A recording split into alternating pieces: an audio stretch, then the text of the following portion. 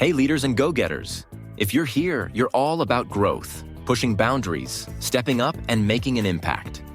But when it comes to your career, are you leading the game or just playing along? Whether you're chasing a promotion, switching careers, or just want to stand out, it all starts with one thing, your executive summary. And guess what? We've got the Ultimate Executive Summary e-playbook, and it's 100% free. This step-by-step guide will take you from a blank page to a bold, standout executive summary that grabs attention and gets results. It's time to stop blending in and start owning your career story. Download your free copy now at leadthegame.org/free resources. And while you're there, check out 3 more powerful tools to help you take control of your career. Don't let your resume ride the bench. Get in the game.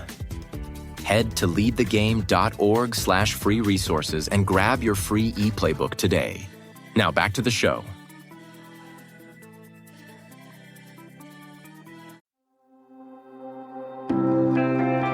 Welcome to a special edition of What's on Your Bookshelf with your host, Denise Russo. Hello, everyone. Welcome back to another episode of What's on Your Bookshelf. This is our special edition series where we're living out loud the pages of this book called The Emotionally Agile Brain. It's about mastering the 12 emotional needs that drive us, and written by Dr. J.D. Pincus. We are together exploring this book. I'm so honored and happy and elated that I get this time one-on-one with you, JD, to be able to ask questions that I personally have about these chapters. I hope it's resonating as well with the listeners. We were talking just before we got started with our episode for today about the importance of moving through these realms into now part 4 of the book. So how about you share with us how to set the stage for where we're headed today? Sure. And again, thanks for having me on here. This is really a pleasure for me, and it's a lot of fun to talk about. And this is where I think, it really kind of comes together. We've talked a lot about the motives of the self, the need for safety and authenticity, the need to kind of become your best self, the needs in the material world of autonomy and immersion and material success, the social domain of talking about inclusion and caring, and esteem and sort of being looked up to as an example. And now we kind of have the culminating piece, which is the spiritual domain. Now we're going from, self and social sort of traditional boundaries of who I am as a person versus you, and material concerns to now things that are immaterial, things that are you can't see. These are ideas, ideals, principles that drive human behavior. And one thing I'd say about this, first of all, is that traditional psychology basically dismissed all of this as basically either unimportant or non-existent by some. Sigmund Freud said grudgingly, that he admitted that people experienced what he called oceanic feelings of boundlessness. That was what he called it. But he basically immediately in the same breath diminished it as it was a immature craving to go back to the womb. That was how he saw it.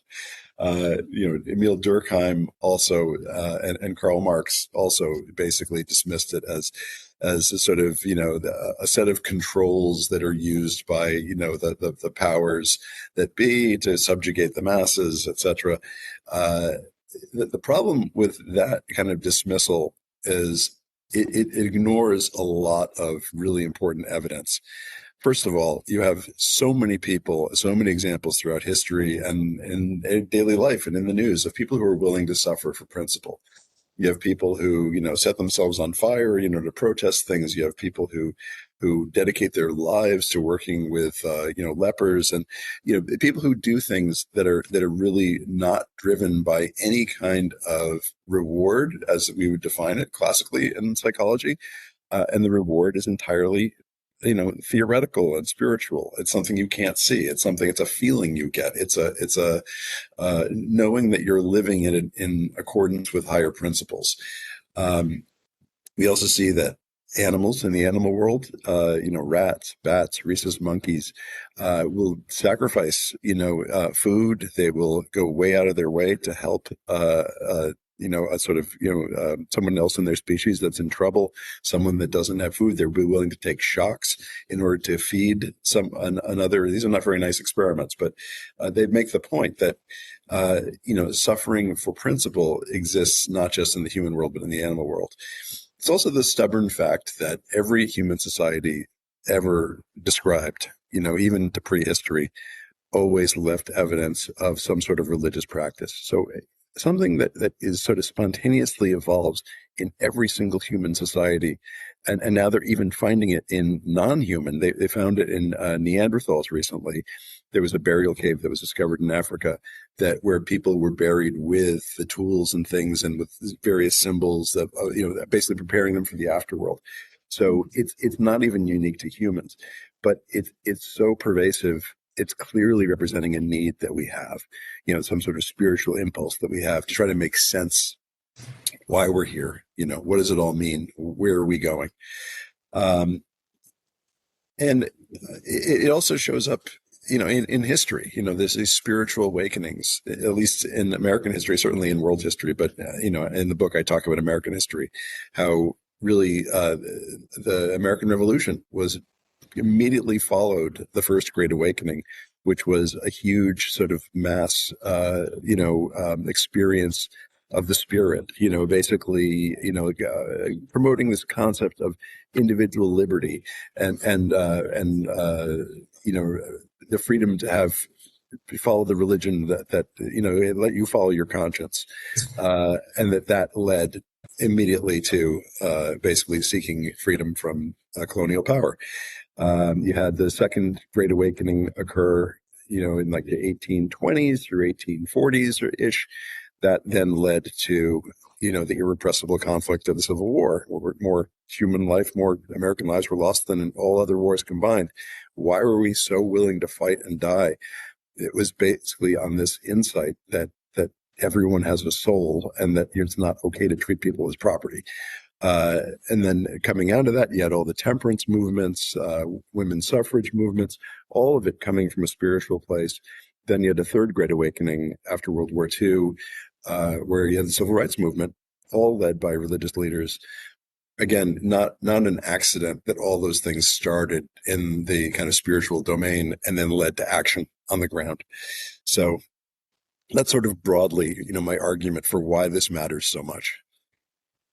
I know that we'll get into the discussion today around how this applies to business, but before we get there, a couple of questions for you in regards to the beginning here is that there seems to be, especially when you tell the historical stories about how America has evolved, that there's a contrast between religion versus spirituality, meaning that religion seemingly causes separation, war, and fighting worldwide, even with what we're seeing in the news today in places that we will not be visiting.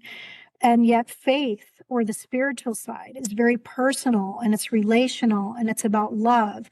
And so when we talk about this section of motives of the spiritual world, I'm curious because this isn't about a religion. It's about this transcendence, like you were telling me earlier about how when we move from justice to ethics to transcendence, which are the three sections of this part of the book. And listeners, I really encourage you to please just get the book and read it and deep dive for yourself, because we're going to attempt to go through what looks like about 70 pages in a very short amount of time. There's no way that we could cover all of it. But I want to touch on that with you, JD, because you had said something profound to me right before we started, which is my understanding of how to apply these pages for myself. And one thing you said was that as we look at the levels of whether you're looking at Agile Brain as a whole or each of these chapters, that at the foundation, you're looking at how do you apply this. Then you mentioned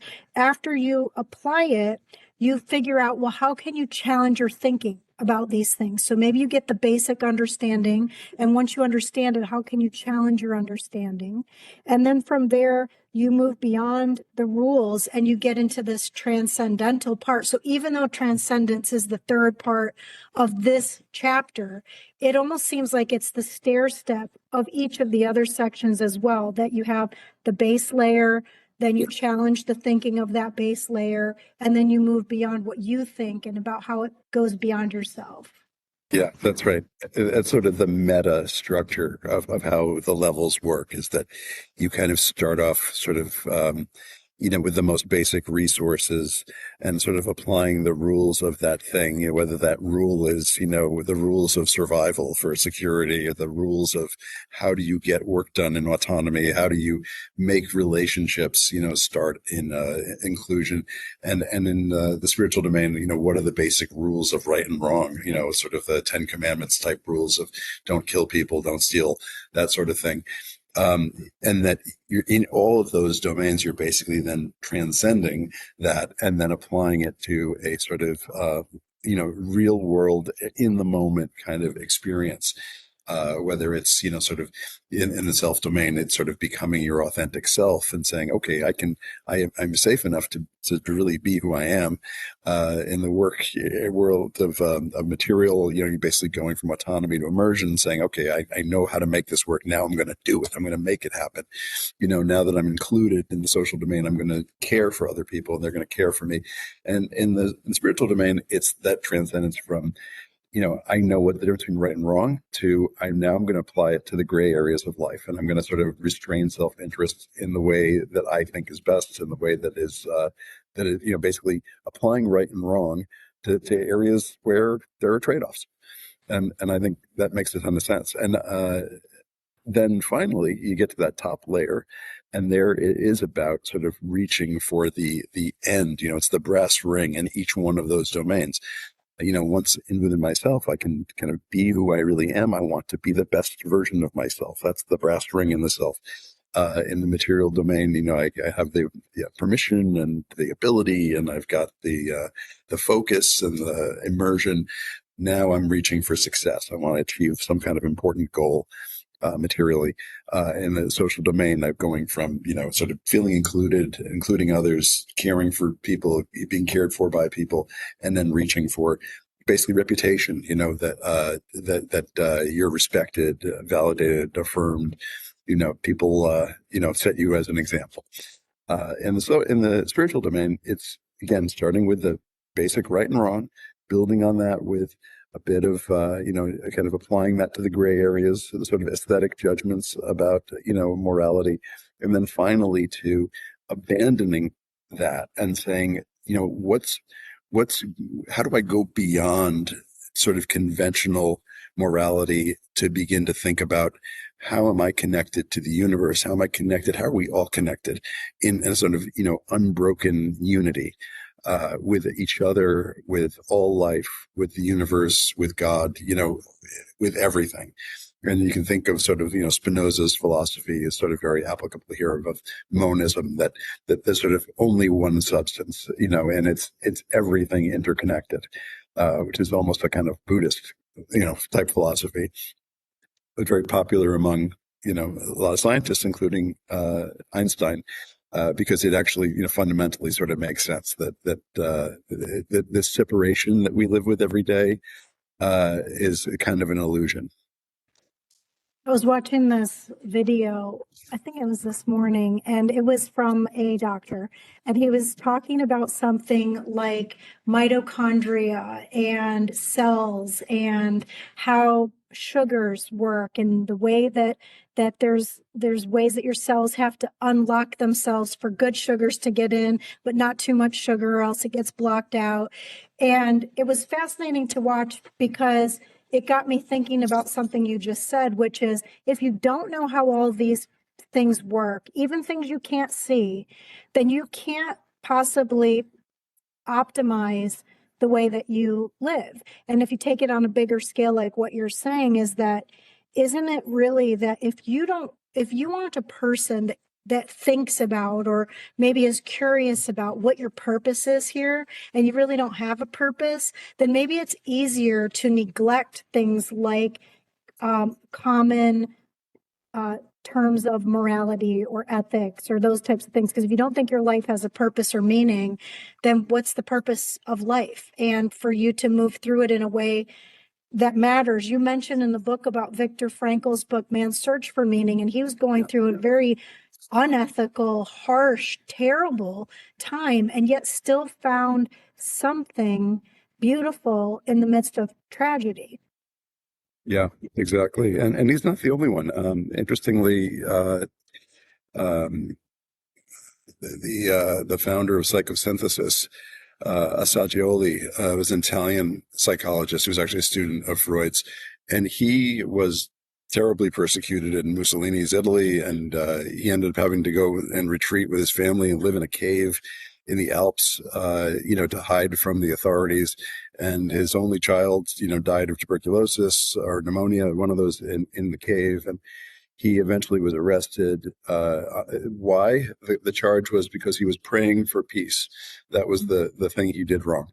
But while he was in prison, he really kind of went deeply into himself, very similar to Frankl at around the same time, and came out with this sort of philosophy of, basically meaning and purpose, and finding a kind of spiritual basis for your life. And then kind of wrapping everything else around that core about sort of, will and peace and unity and interconnectedness. So, Frankel's very important. Assagioli is very important. And I think that really helped to drive the kind of humanist revolution that happened in the 50s and 60s. I would even say, and this doesn't have to be whether a person is, quote, religious or not, but King David probably is an interesting example. As a young boy, his brothers kind of shunned him off because he was the little runt of the family. They didn't want him meddling in their business and their dealings, and they were working with dad. And then he ends up killing the giant, becoming famous for that. But then the next battle is with King Saul, who wants to kill him because he's jealous. And then he ends up having an affair. And then his best friend gets excommunicated from him. And then he has all these challenges where he's running away into the mountains and hiding in caves and trying to escape being put to death. And in all of it, he also had a fascination and love for music and songwriting, and ended up writing all of the Psalms in the Bible, which all stem around purpose and meaning and love and belief that there's something bigger than the thing that he's either running away from, because he wasn't running away from it. He was running towards something more important. And then, of course, obviously, for people that are, quote, religious, the lineage then leads itself to being to the life of Jesus. And if you really think about the end result here, about what makes a life matter and worth living, and you look at the way his life was and what he stood for, again, whether or not you believe in him as a religion, but if you believe in him for what he did while he was alive, it all seems to be around this concept I was saying earlier, which is it's not about war and separation and fighting, but isn't it more around this relationship we have with ourselves, with others, with these things that you can't see? It's like when you were saying about where you can't see something, or even like this video I saw about the cells. There was recently I've been studying the book of Revelation, which is a really hard book to understand, and it's crazy. The stories in it seem absurd and sci-fi, but in the end, there's this chapter I'm on today is in the 10th chapter, and so it's talking about how in this particular chapter that John, who's the author of this book, is seeing these things that are unimaginable to see. And so he's talking in this one part about how this angel is coming down and that his body is like a cloud. And I started thinking about it this morning, JD, like you can see clouds, but you can't touch them. You can't really feel them. They move, they change shape. And just because you can't touch them doesn't mean they're not real. And just because they can change shape doesn't mean that they don't have some sort of form to them. Or if you think about clouds and wind, like wind, you can't really see wind. And the Bible even talks about how you can't see where it's coming from and you don't necessarily where it's going, but it doesn't mean it doesn't exist.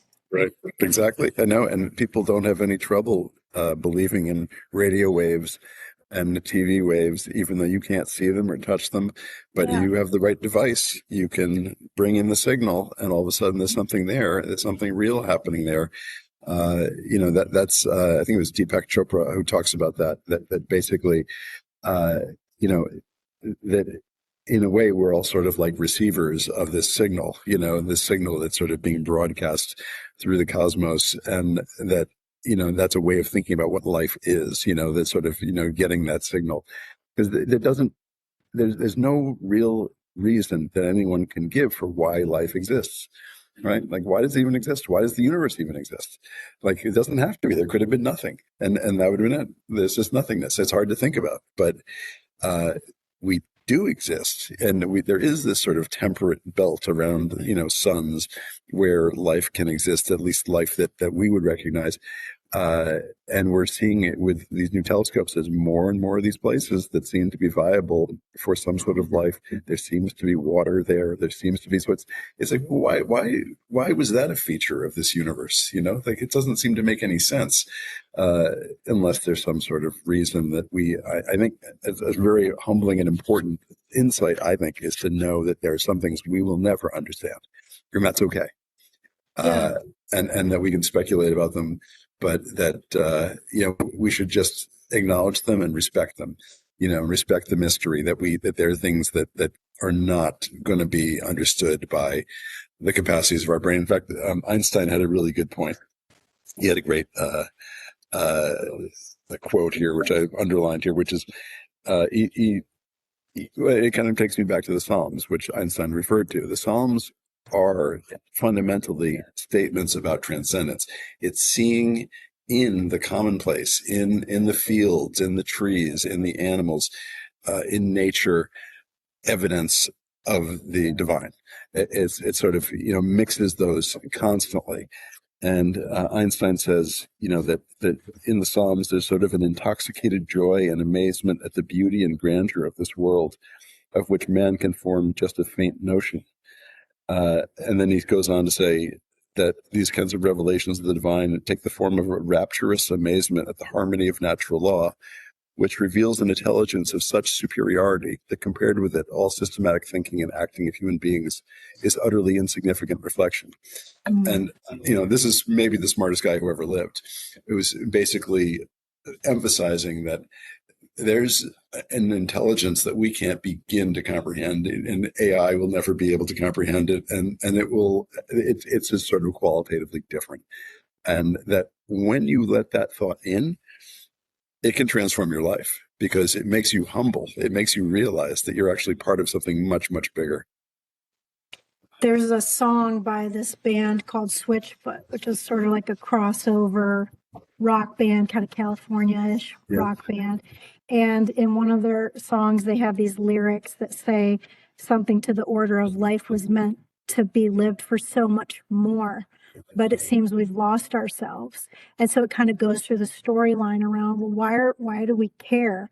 And you talk about this researcher, Robert Emmons, who provided evidence that when individuals have spiritual aspirations in their set of life goals, their goals are more integrated and harmonious. When spiritual goals are absent, then there's higher intergoal conflict. And so I wonder if even when we think of it in terms of work, I was watching another video, I can't really remember who it was. Maybe it was like Simon Sinek or something, but it was somebody like that is known in the business world that was talking about how you can look at anybody who has climbed a ladder, clawed over on top of people to get some sort of title or some sort of a salary, and they're not happy. You actually talk about happiness at the end of this section, but But these people are searching for something that they feel is missing in their life.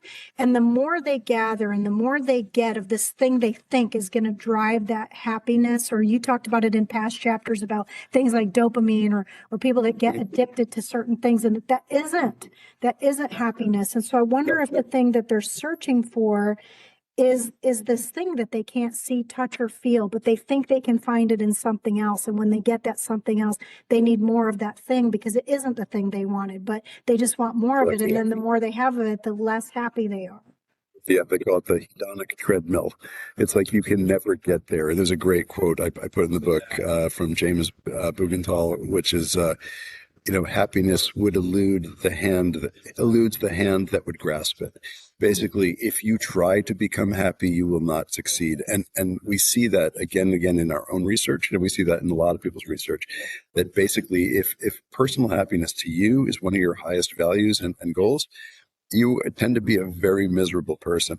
It's because happiness isn't an end. There was a philosopher, I can't remember his name offhand, but he basically says, happiness isn't the goal. Happiness is the way. It's joy is the way. It's the pursuit of something else that produces happiness. It's the kind of thing where, there's certain things in life which you kind of just need to let happen. There's things like, you can't sort of decide when you're going to give birth, like it just happens, there's certain bodily functions, things like, sleep, you have to sort of let go in order to let them happen. And I think it's very much like that, where you have to understand that, living a good life, being basically, fair, just, equitable person, living morally, and then beginning to transcend your own needs and think about, sort of the universe and think about life in general. That process leads to happiness. Like you can't do that and not be happy. You can't do that and not be fulfilled. But all of the things in our consumer culture that are sort of dangled in front of us as sort of like little quick fixes to happiness, none of them work. Literally none. If you think about it, I mean, having an expensive house or an expensive car or multiple homes or multiple cars, they just produce worries. It's like, you may get some joy from the experience of living in it and driving it, but most of the time you're paying really high taxes on it. You're paying really high insurance on it. You're hoping it doesn't get scratched or burnt or this or that. And there's no joy in it. You're basically suffering to create an image, and that is not happiness. Happiness is a byproduct of like purposive, intentional living. So I did a year study with Sam on our regular podcast that comes out on Wednesdays about books on the science of happiness. And some of the things that we were finding were that it had nothing to do with money or titles or things. It had everything to do with relationships, with peace, with things like expressing gratitude, being mindful, having a positive mindset versus a fixed mindset, about things like being able to focus on your own self-care and optimizing your own health, and things like having hobbies and passions that drive your interest, and not just being alone and not around things like nature. And so I think that when I got into this chapter and I started thinking about meaning and how to apply this in terms of my emotions, I started really digging into the section that you have in here around, maybe it's in the section around justice or so. I'd have to flip through, but it was talking about how you look for meaning in like people that you love, or what happens if you're somebody that experienced trauma, or somebody who on the flip side experiences deep love, and why you want to do things for other people, sometimes at the expense of yourself. yeah, no, that's a really important point that I didn't want to miss making, and I'm glad you brought it up. And that is that, in each of these chapters, I talk about statistically, when we see this need activated, what do we see go along with it? What other characteristics, personal characteristics go along with it?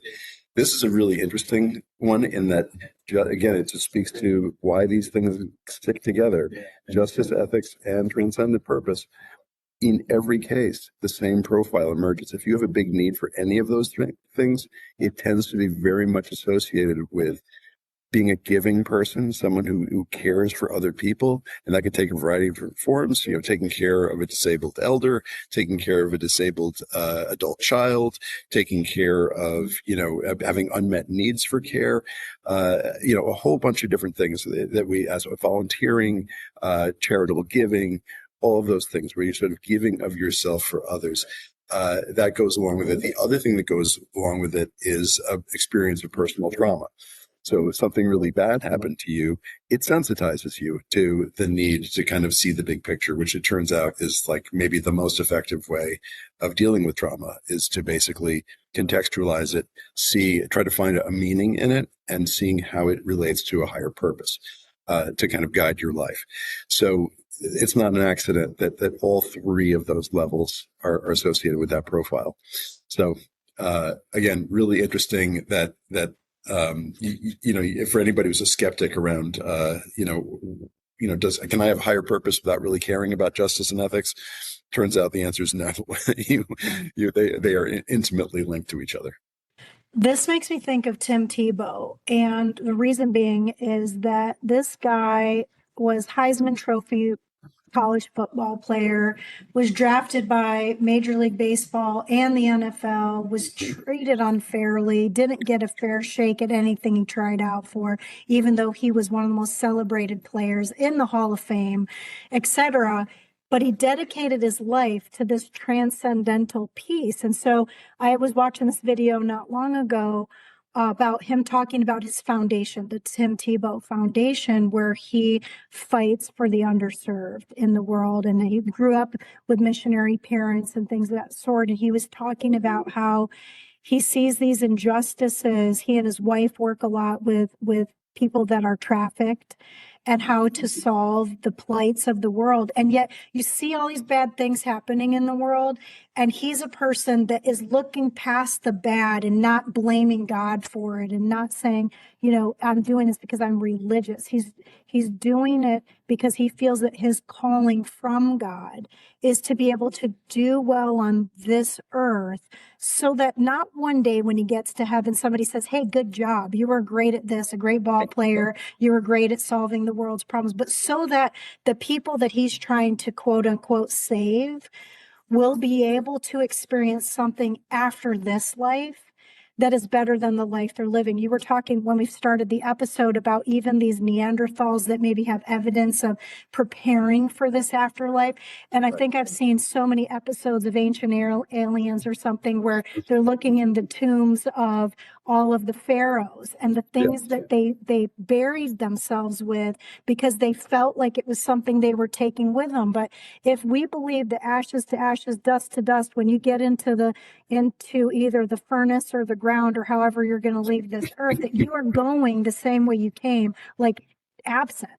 And so what matters while you're here? And if you don't have something to live for, strive for, love for, then what really matters? And so I want to switch real quick into the section you talk about ethics, because if you are someone or know someone that is unethical, then you maybe have a certain feeling about that, but that person thinks that they're okay to be that way, because if they didn't think it was okay, then they wouldn't live that way. And so I'm curious, where does this disconnect come where not everyone wants to live with a set of morals or values or ethics, or culturally what's in one place is culturally unacceptable in another place?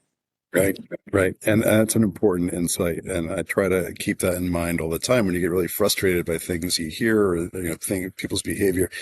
You have to understand that there's the emotion comes first, the sort of drive to do whatever it is. And then there's a whole sort of, rational scaffolding that's formed around it to support that decision. So even if you take the example of like the worst people in history, Adolf Hitler and the Nazis, they didn't think what they were doing was wrong. They thought what they were doing was right. I think they knew in their hearts that it was, immoral by any conventional standard. But every massacre, every mass killing, Rwanda, in the South Asia, all of those massacres, the Armenian genocide, all of them always began with some sort of utopian vision of how this is going to make everything better. It wasn't like we're bad people, we're going to do something bad. It was this utopian insanity that basically drove them to try to make this better world. And I think that's the thing that is so dangerous about, sort of belief gone wrong, and the willingness to skip right over basic principles of justice and ethics. And I wrote a piece about this recently. It talked about what is it called? By any means necessary. People who say by any means necessary, and you hear this, being bandied around these days. To me, when anybody says that the ends justify the means, that is basically you're saying that I need to accomplish this thing by any means necessary. You're saying that the basic rules of justice and ethics don't apply here. Like, because this thing matters to me so much, I can do it any way I want, any way that I think is going to be the most efficient. Well, guess what? That's exactly what led to the Rwanda genocide. That's what led to the Holocaust. That's what led to, all of those horrible examples in history, was somebody who said, you know what, this thing's so important to me, or my group's been treated so terribly that the rules don't apply to me anymore. It's lazy, it's irresponsible, it's dangerous, and it's a slippery slope. And I can't believe that people aren't called out on that more often. You see people out in the streets, with signs that say that. I don't care that Malcolm X said it. It's like Malcolm X had some good things about him and some not so good things about him. It doesn't make it okay, and if you willfully ignore principles of justice and ethics to get to your idealistic utopia, you're going to find that it's a hell, not a heaven. It's going to be a place that is despised for generations, not a place that's ever held up as an example. Man, I think we see this in the news so much now, where there's division and hatred coming in the name of religion. Yeah. Yeah, I don't shy away from saying on any of our episodes, I'm a person of faith, and that is what drives my life. But there's nothing that drives me more sad than people that use religion as an excuse to be hateful to the least of these and the people of this world that need to see that there is something humane about humanity. And, when we're talking about ethics and examples you gave, those are extreme examples, of course. I was having this conversation with a friend of mine years ago when we were talking about cannibalism and how, how can you say that it's wrong just because in our culture it's wrong to eat people when in maybe another culture it's okay? And we started getting on the topic of, well, what about those guys that were in that airplane crash in the mountains and they had to eat their friends? Yeah. The basic need was not being met, or they were going to die, and they had to make an ethical choice, right? To decide to eat their dead friend. Exactly. Context really matters. That's the thing that I think is one of the most important lessons of the 20th century, particularly in psychology, is that the context you find yourself in really does matter. And that it's very hard to just, apply principles across the board and say, yeah, eating people's wrong. And one really interesting insight that I tried to call out in the book was that the reason that we as a society or as humans tend to find certain things unethical that don't really have a victim associated with it is because of the emotion that it elicits in us. So there's a whole bunch of things that I list, a whole bunch that are kind of victimless crimes, things that, are not always pleasant to talk about, but they're things that it does no lasting damage to anyone who was consensual and no one was harmed. But yet we find them completely abominable. And the reason we do is because of the disgust reaction that is elicited inside us. And that it's actually very easy to manipulate people's morality just by making them disgusted. So they'll, have people think about some disgusting thing that happened in their life, or they'll put an unpleasant smell in the room, and they'll find that their attitudes shift toward being more rejectionist of whatever it is. It again shows the real fundamental importance of emotion in driving what we think and how we make decisions. So I thought that was really fascinating. And you talked also about sort of ethics and what's appropriate in a society. What is the sort of conventional wisdom of what is good and what is bad, what is wrong and right. I just was struck by this terrible story in Charlotte, North Carolina, of that Ukrainian woman who was on the train, who is just sitting there innocently, and this guy behind her who has mental illness gets up and he stabs her in the neck 3 times, and she dies. That was a terrible story, but I saw something today that made it 10 times worse. I watched the whole video where what you see is he does that. He's crazy. It's an awful thing. But the people sitting around her do nothing. He stands up and he walks to the exit. Nobody checks on her. Nobody comes to see if she's okay. She crumples to the floor, bleeding, and no one stops. And it's like the Kitty Genovese story back from I think it was in the early 70s, where that woman in Queens was, was screaming for help, and people saw her and saw each other, and nobody called the police because they figured somebody else did. This was even more immediate. This was right in front of them, and nobody lifted a finger to either stop it, just to give her help. And it makes me really sad for our society, to think that we're like, even after all we've been through, that's still where we are, or we may have even gone further backwards. It's just shocking. And it's just a really clear-cut case of an unethical behavior, not because of something you did, but because of something you didn't do. A behavior was called for, and no one could answer that call. It's just much easier for them to just walk right by. That's horrible, because I bet that's not the only story that's like that at all. In fact, I was recently visiting a nursing home, and there was this woman that clearly had some sort of a mental illness, and even the nurses said that the person did. And they said, well, you just be prepared. There's a lady down the hall that's a screamer. And so we were sort of prepared to hear something that was maybe like biasing our way of thinking, oh, there's something wrong with the person, right? So the person started to just say over and over, can somebody help me? Can somebody help me? Can somebody help me? Can somebody help me? Like on repeat.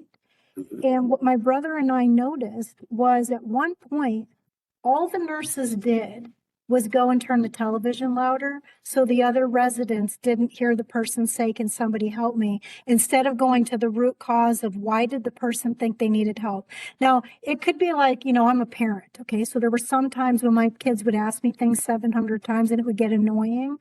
But if you don't get to the root of why the person's resolution isn't there, they're going to keep asking for it. And it's no different than when you think about ethically, you were talking about even these people sitting there doing nothing. What is happening when we see anything in the news? There was an article that came out this week about how, as a country, they've been doing this research over the last 10 years or something on the decline of knowledge of middle school and high school kids. Yeah, and that it's drastically plummeting. And it's almost just like, well, and at 6 o'clock, we'll tell you the weather. Instead of just saying, why are we allowing this to happen? That like 60% of kids have even a basic knowledge of math, science, and social studies and English. And 40%, 4 out of 10 kids don't. Yeah, no, I have to say, they'll be on some of those late night shows. They'll do a thing like a kind of man on the street. They'll go out to Hollywood Boulevard and just interview people and ask them basic questions, but like really ridiculous things like, do you think it was inappropriate for Martin Luther King to not come to the inauguration or something? It's like, obviously anybody knows that he was assassinated a long time ago and that he is not available to come to a Martin Luther King Day parade or whatever because he is dead, right? And the number of people who will then answer the question, like the sort of like feigning giving it thought and be like, yeah, I can see why somebody would be upset that he wouldn't come. It's like, but to me, that's not funny. That's not entertaining. That is scary.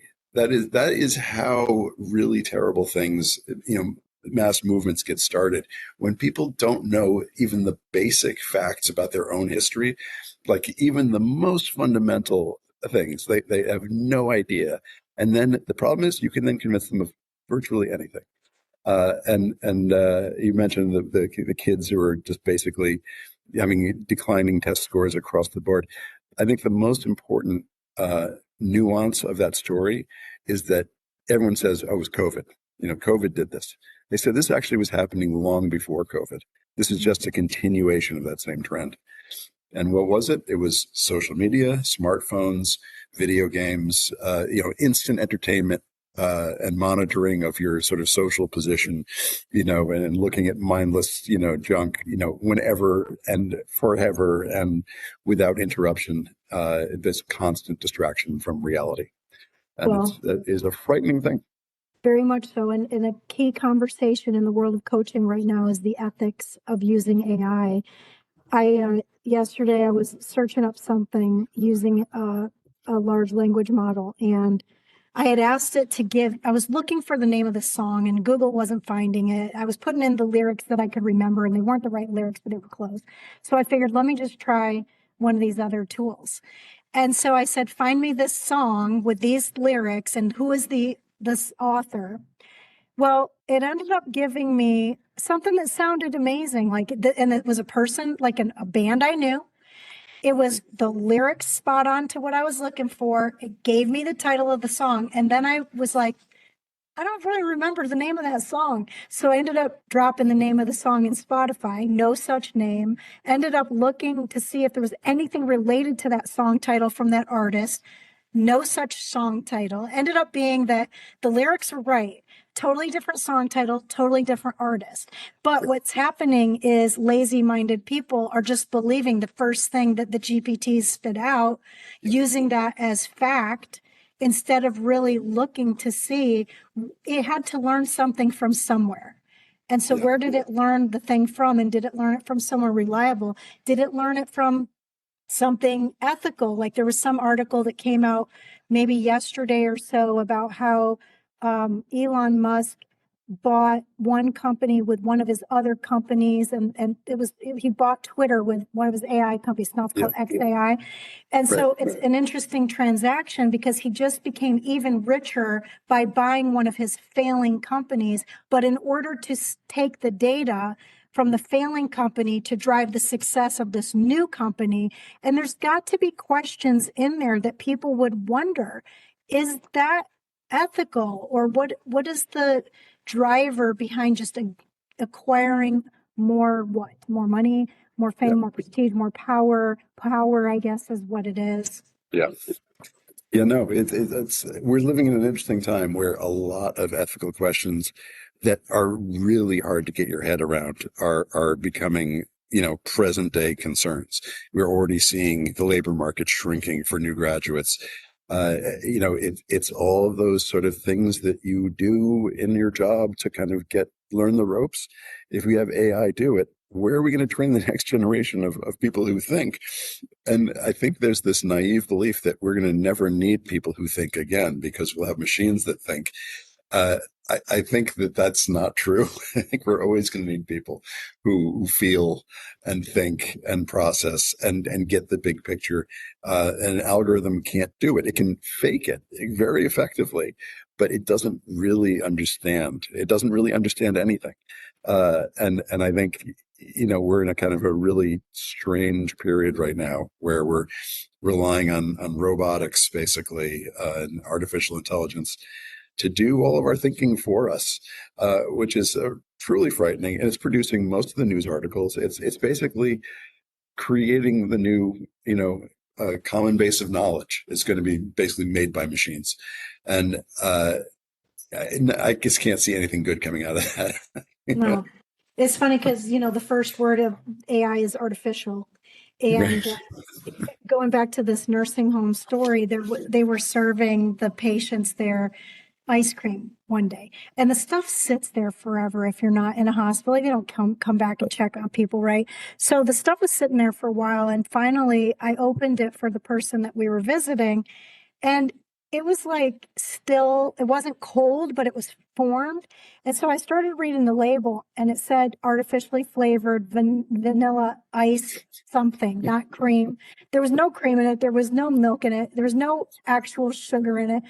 And so the more I was reading the ingredients, I was there with my brother and I was laughing because we were like, how can hospitals feed this crap to people when it clearly is not healthy? It is artificial in every sense of it. And yet they're there touting that they want people to be healthier and have longevity and quality of life. But the very thing they say they want, they aren't doing. And so I guess this gets to past justice, path ethics, now into this last piece of this section on transcendence, which is there's a need for this, but what do you do if you're in a job or around people that don't care about any of that? Like they just want to climb. They want to climb a ladder. They don't want to climb into this elevated way of thinking or emotional state or being or doing. And how do you handle that when you're working maybe in a very competitive environment or wondering if you're going to be laid off or struggling with how can you meet your goals at the end of the quarter? Yeah, I mean, I think that's a really important point that this is, we're basically taking a look at like the entire pyramid of human needs, and now we're up at the pinnacle here. We're at the apex. The truth is, Maslow said this and others have said it. Not everybody's going to get there.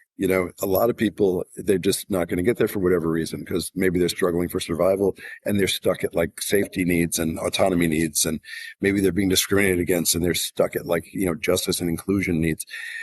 And you can't, until those things are met, you're pretty much stuck there. You can begin to think about some of those next things, but just the daily deprivations are going to make it such that you really can't progress onward. In a way, talking about this is kind of a luxury, that we can talk about our basic needs are met. Thankfully, a lot of our social needs and our material needs, and we, have an opportunity to educate ourselves. We have an opportunity to think about questions of justice and ethics. And now we're at a point, we're reasonably educated and we have the luxury to have time and ability to think about things like, global, issues and human rights and that sort of thing. That is a kind of a luxury, that not everybody gets to have. And a lot of people who come from a deprived background may not even value that stuff because they sort of grew up in a kind of deprivation mindset, and they may be thinking about, I really want to make sure that I, have my foundational needs met, and I'm going to chronically focus on those, to the exclusion of these higher needs, because I'm so afraid of ever living like I once had to live, or how my family, once came from, or whatever it is. And you can't blame them for that. I think it's just, it requires us to take that perspective that not everybody is going to get to, to transcendence. It's just, and that's the way it's always been. And that's probably the way it'll always be. It's just a thing that you got to work toward. And a lot of the things that happen to somebody that facilitate transcendence are not pleasant. Paul Bloom talks about this a lot, and I talk about it in the book a lot. There's suffering involved, to kind of heighten the need for transcendence. There's the sort of, having to look past your own needs and kind of subjugate them. Whether that's because of, internal desire or external realities. That those are things that facilitate transcendence. So we can find ourselves at work, in a kind of transcendent mindset. But it's important to always remind yourself that not everybody is there. And, in some cases, it's too bad for them. And in other cases, it's good for them that they never had to suffer, and they're happy with their, sort of set of needs being fulfilled as far as they know. But I mean, ultimately, it is sort of tragic if people never can get out of that sort of materialistic worldview.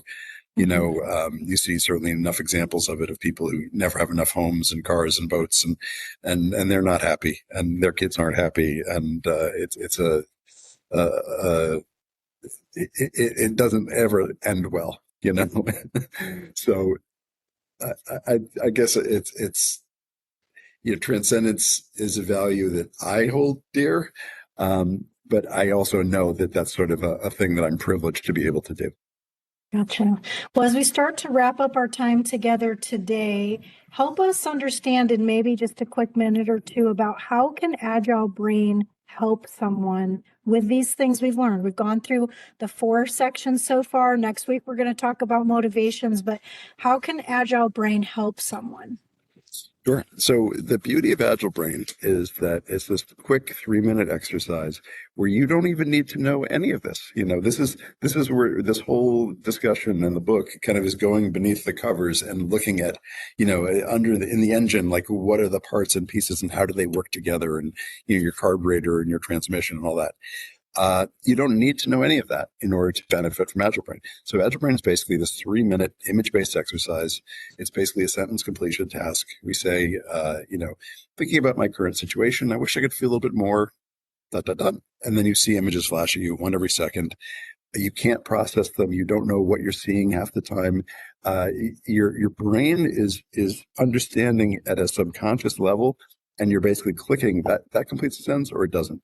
People go through, it's very kind of off balance, but it's over in 3 minutes. And instantly it generates a profile for you and says, your biggest unmet needs have to do with things like, let's say, authenticity or ethics or caring. And turns out those 3 happen to be very closely related, right? And you can get this sort of map produced with no effort that you put into it other than to sort of, be a participant. And then it can lead to some very interesting and profound conversations with a coach or a therapist or whoever it is you're working with, or even with yourself, to kind of begin to explore what it is, what is it that you really need?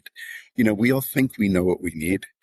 A lot of the time we don't know what we need. And it can be a revelation to people to have this sort of subconscious exercise. Just put it out in front of them and explain to them, okay, this is a need around, self-expression and really getting to be who you are. You may feel like your people are causing you to have to conform and kind of not really reveal your true self. And people will be like, oh, that's exactly how I'm feeling. I didn't have the words for it, and it has implications. And then you have a series of questions you'll ask yourself about, where am I in terms of, my social relations and my hierarchical relationships and structural, bureaucratic relationships that are either letting me be who I am or holding me back from who I truly am. So it gives you sort of keys to unlock these doors of true need fulfillment. Again, not what Madison Avenue tells you should want, or not what your neighbor, makes you think you should want, but what you truly want, what will truly make you happy and feel fulfilled. So it's a lovely thing that it's so fast, it's so painless, and we're doing it now all over the world. We're doing it in Ukraine, we're doing it in Nigeria, South Africa, all over Europe. It's spreading around the world, which is incredibly gratifying to me, because you never know when you cook these things up. Like, will it ever get used? Yes, this is getting used. So I'm very grateful for that. I am grateful for it as well. And so as a gift to our listeners today, Zach has ways. Zach is our producer. So Zach has ways for you to reach out to us directly. And for anyone listening today, we would love to give you a complimentary assessment from Agile Brain. Thank you, JD and the team at Agile Brain. And for those that want to go even deeper, we can talk with people about having a discovery call on the assessment results with a certified coach. So really excited to be able to offer that to the listeners. What we also would love for the listeners to do is make sure they can go to any online bookstore, and where else, JD, to be able to get the Emotionally Agile Brain. Yeah, I usually point people to Amazon because that seems to hold, most of my reviews, which is nice. I think it's like 30 reviews, and they're all 5 stars, which is incredibly, I'm very grateful for and humbled by. But that it's at Amazon.com. It's the Emotionally Agile Brain. You'll find it there. I think Barnes & Noble has it. The publisher, Bloomsbury, has it. But I think that the default for most people is just to go to Amazon. Awesome. Well, I'm really happy that I have my copy. I encourage you to get your copy, friends. JD, thank you for being my personal tour guide so far up until part 4. Next time we're together, part 5, which is working with motivations. And I'm really looking forward to that discussion with you. Thank you so much for joining me again today. And for those listening, thank you for joining this episode of What's on Your Bookshelf.